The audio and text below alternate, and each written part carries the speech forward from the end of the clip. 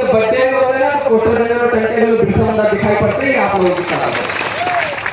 तो आप लोगों को तय करना है कि नेता का बेटा नेता नहीं बनेगा, जो जमीन की बात करेगा वो नेता बनेगा, जो संवैधानिक अधिकारों की बात करेगा वो नेता बनेगा। क्योंकि हमने पिछले 10 वर्षों से मेहनत कर रहे हैं, काम कर रहे हैं, इसके बावजूद भी अगर कांग्रेस का विधायक बनाते हैं, भाजपा का विधायक बनाते हैं, तो हमारा काम करने का कोई औचित्य नहीं है। अभी आज ही मैंने एक पेपर पढ़ रहा था, अभी मैंने सुना फिर निवेश क्षेत्र के नाम पे 1466 हेक्टेयर जमीन छीनने का और नोटिफिकेशन जारी हुआ है। अभी आते आते ही पढ़ रहा था। अब जमीन बचाने की बात कौन करेगा? उसमें भी कांग्रेस और भाजपा का नेता नहीं आएंगे, यही आप लोग सब लोग जाएंगे और जमीन को बचाएंगे। ये भी मैं पूरी ताकत के साथ कहना चाहता हूं, क्योंकि पिछली बार जब पलसूर क्षेत्र की जमीन का निवेश क्षेत्र का मामला था, तब आप लोगों की ताकत ने एहसास करा दिया और कलेक्टर को आदेश, उसका भी उपाय बता देता। जब हम अपने गांव भंडारा करवाते हैं तो चंदा करते हैं, और चंदा करते हैं तो आसपास से 10 गांव को हम लोग खाना खिला देते हैं। इतनी ताकत है तो क्या आप लोग अपने गांव में चंदा करके विधायक नहीं बना सकते क्या?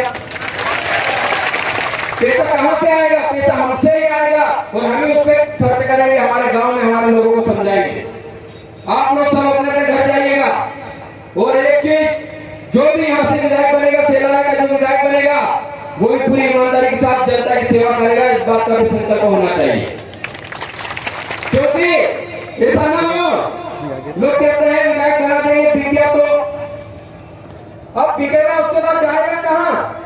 आएगा तो अपने ही घर पे ना, अपने ही क्षेत्र में 2 जूते निकालना और उसके सर पे मारना है।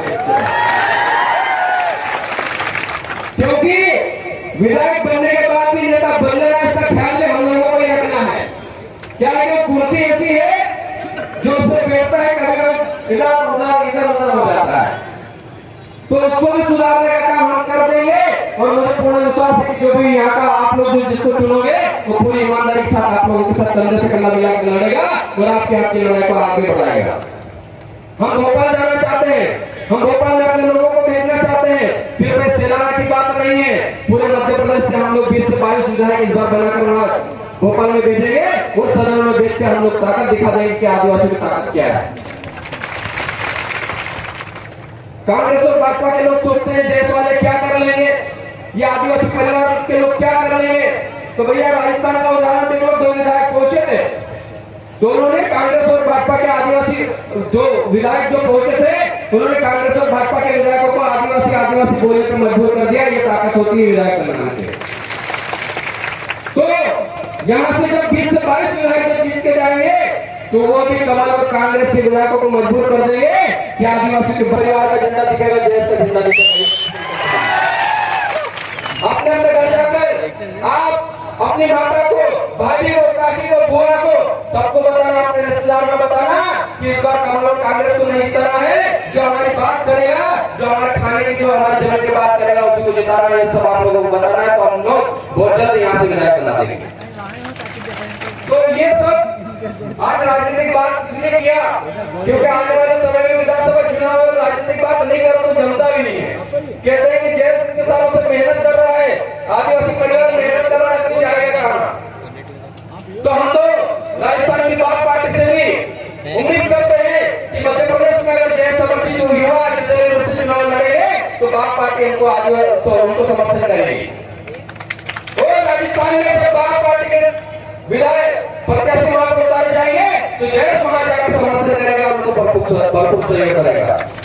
हम एक दूसरे के पूरक हैं, हम एक दूसरे को लेकर चलते हैं। इसीलिए राजस्थान से भी विधायक बनाएंगे, मध्य प्रदेश से भी विधायक बनाएंगे, और उसके बाद आने वाले समय में जब लोकसभा चुनाव आएगा, तो दिल्ली में सांसद भी बना के भेजेंगे।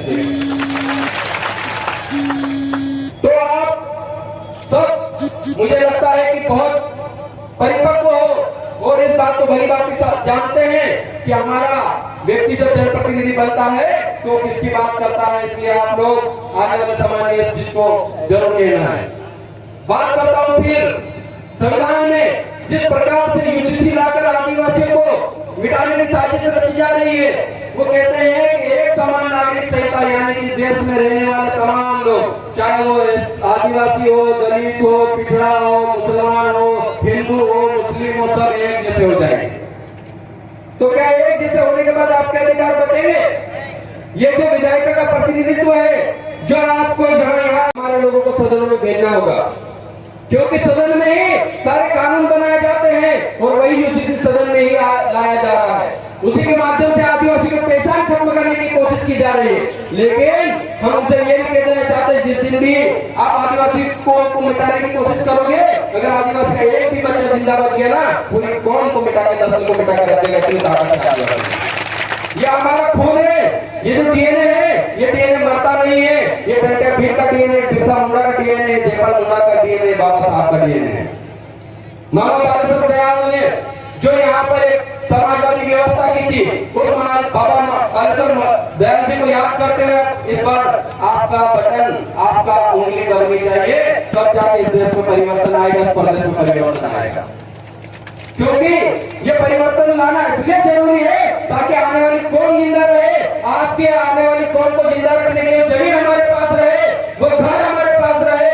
इसलिए ये बटन को सही तरीके से दबाने की जरूरत है, वरना अगर नहीं दबाओगे तो ये बात मान लीजिए कि आने वाले 2024 के बाद जितने भी निवेश क्षेत्र के आपने निरस्त करवाए ना, ये सब वापस आ जाएगा, आपको आपकी जमीन से बेदखल कर दिया जाएगा। कल आपकी आवाज उठाने वाला कोई नहीं मिलेगा। हम जैसे लोगों को झूठे केसों में पकड़कर जेल में बंद कर दिया जाएगा, लड़ेंगे कैसे? इसलिए सोच समझकर इस बार कमल कांग्रेस की छुट्टी कर देना, बस इतना ही कहना चाहता हूँ। आप सभी लोगों ने बहुत ध्यानपूर्वक मुझे सुना और साथ ही मैं एक संकल्प दिलाना चाहता हूँ कि आप अपने समाज के उत्थान के लिए काम करेंगे। क्या आप काम करेंगे या नहीं करेंगे? करेंगे तो बहुत देर से बैठे हो, सबके पैर भी अकड़ गए होंगे, तो थोड़ी देर के लिए सब अपने स्थान पर खड़े हो जाइए।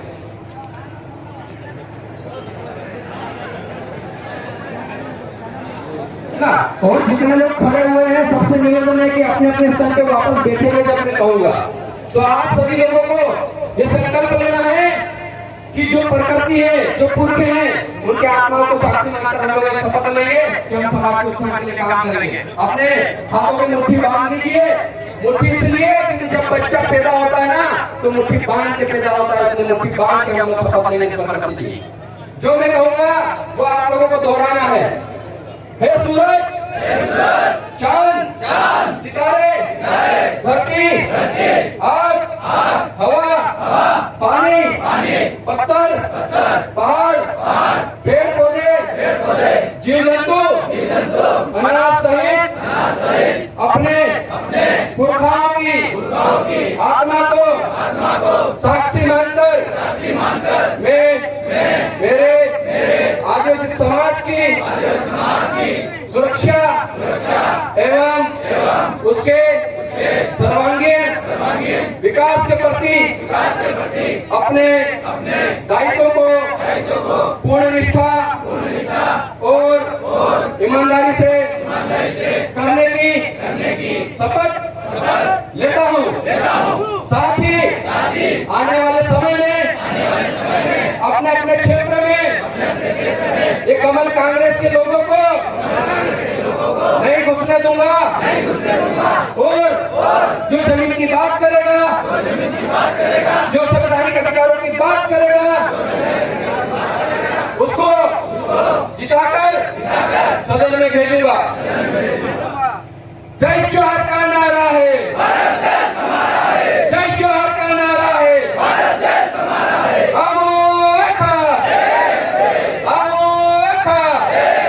आदिवासी एकता जिंदाबाद, आदिवासी एकता जिंदाबाद। सभी को बहुत बहुत धन्यवाद। सभी अपने अपने स्थान पर खुले बैठ जाएंगे, कोई भी यहाँ से नहीं जाएगा, क्योंकि अभी हमारे अलग अलग राज्य के वक्ता यहाँ पर मौजूद